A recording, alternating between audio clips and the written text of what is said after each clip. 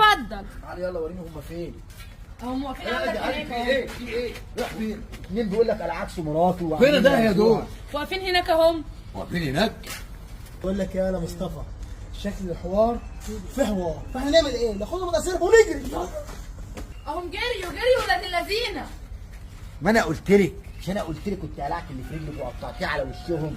ما انا ما رضيتش اتصرف من دماغي عشان انا لما بعمل مشاكل انت بتيجي تزعق لي، قلت ارجع لك الاول. ما سحبتهمش ليه على جوه وكنت اتفرجتي؟ والله يا بابا ما اعرفش. استغفر الله العظيم يا رب. بقول لك ايه، ما هو بصراحه لبسك اللي انت لابساه ده والمنظر ده ما ينفعش تمشي بيه في الشارع ولا جرى يا علي، ما انت اللي جايبهولي. بقول لك ايه، حاجه زي دي لو حصلت مره تانية تاخدي حقك من ايديك وانت واقفه، ومالكيش دعوه ولا بمستشفيات ولا بإقسام ولا اي حاجه خالص. والله يا بابا عندك حق، انا غلطانه يا علي ان انا استنيتك. اسمع بقى يابا، اسمع بس الكلام بتاعك يابا، ده منظر. ايه يا جميل؟ ده انا مستنيكي